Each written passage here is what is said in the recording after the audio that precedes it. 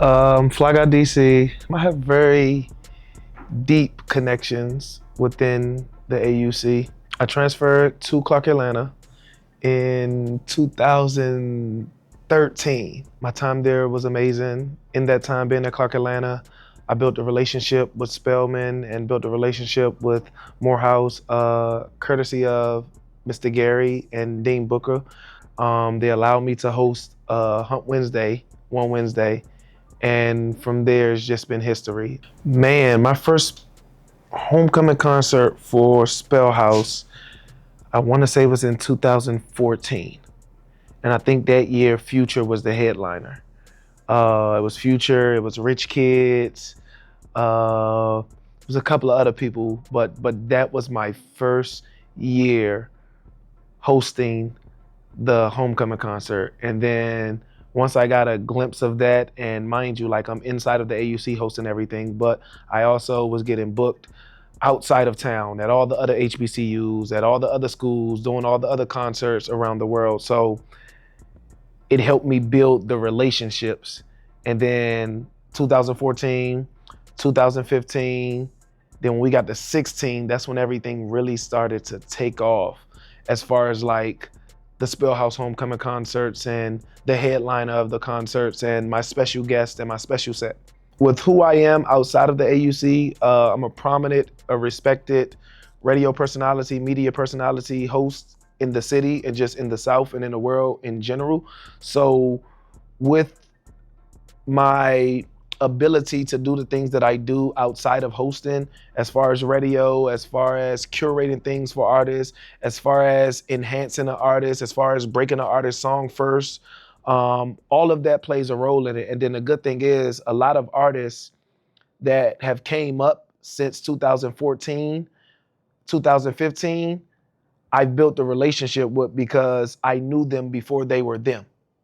So that means that I gave them their first radio interview. I played their song first on the radio. I broke their song in a club or had a part of breaking their song in the club and built a relationship with them. So that's where all my relationships come from, because I know a lot of the artists before, or I get wind of the artists before they become the artist. Over the years past, we've ran into issues in the gym. With me being the host, with me having to stop the concert and get people water because people are passing out because of the AC or because it's so hot, because there's so many people. So I think it was more of a safety thing. The school wanted it off campus, and they actually wanted it off campus the last 2 years. It just becomes a hassle and a fire hazard, just a hazard in general, especially with how hot it be in the gym. My favorite moment, I personally have so many, because almost every year was a different space in my life. And then every year was a new set of students that came in that never experienced what they experienced that homecoming year. Of course, Drake, nothing tops Drake coming to Spellhouse. Like it doesn't get no bigger than that. But there's also been other insane moments. Like I brought Little Baby here before Little Baby was Little Baby. When he first came out with my dog, his first show performance was here on the stage. And it was him and Yachty. So it's like, that's the year I brought Jocelyn Hernandez, K Camp, Rocco. So it's like every year has a special moment or place because it means something different. Like the Dirk year, Dirk is like a personal friend of mine. So to get him on a show inside of the AUC is just amazing. So it's like every single Thug, me and Thug are like this. So it's like that year with Thug was insane, was amazing. And that year I brought hella people. The year after that, like Lil Duval coming to perform in a wheelchair, getting up out the wheelchair. That's like every year had its moments. Like I can't just pinpoint one because it's always expect the unexpected, and the kids are always happy at the end of the show, and that's the only thing that matters. The experience is the most important thing when it comes to a homecoming show. It's less about me, it's less about the artists, it's less about the experience that the students have, because they deserve that. This is the one time out of the year where they are allowed to be themselves, have fun, let free, and everything is all about them.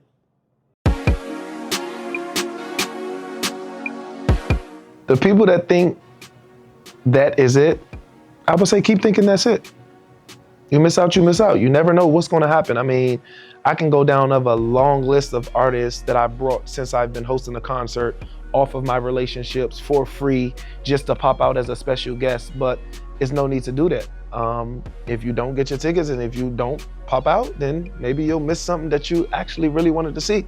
So it's like you just gotta, and I know that the AUC and Spellhouse is so spoiled, but it's like, y'all gotta cherish what y'all got, because no other school, no other HBCU, no other PWI, no other anybody gets what you all get every single year. So my main thing is, like, if you didn't get your tickets, I just feel sorry for you, because you all are getting things that no other school gets. And this is no shots at anybody, but North Carolina A&T, FAM, Howard, no other school gets what any school in the AUC gets.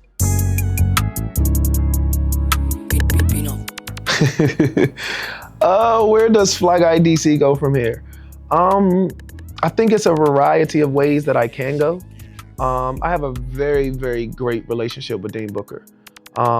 Damon Bellman, I have a great relationship with him also. I'm here as long as Spellhouse allows me to be here. Even when I'm not here, I still get calls throughout the year to help with things, and I still make it happen. So, I mean, I'm here. There's no timetable on my relationships that I have with the school or even with artists. Like, anytime that they hit me, if I can make it happen, I 99.9% of the time makes it happen. So, I mean, for me, I mean, I'm here. Maybe not on the hosting aspect. I mean, maybe a couple of more years on that and then pass the torch. But I mean, for anybody that's coming after Jordan, Damon, Dean, those are some huge freaking shoes to fill. And for anybody that's coming after me, just be prepared, because once again, you see, I'm going through it and I've been a part of this from the beginning, like, but you can never please everybody. You got to open your eyes. You have to cherish what's in front of you, because when it's gone, you're really going to miss it. Because you're in the running for G-Hote every year, greatest homecoming of all time every single year. You're in the running, top 3, if not number 1. But what happens when people like myself are not in that position no more, or are not a part of it no more, or people like Dean Booker or Damon or Jordan or Rod or Joy not a part of it no more? Then what happens? Then you'll see what other schools or how other schools feel. So I just think that the biggest thing about this, man, like, just cherish what you all have.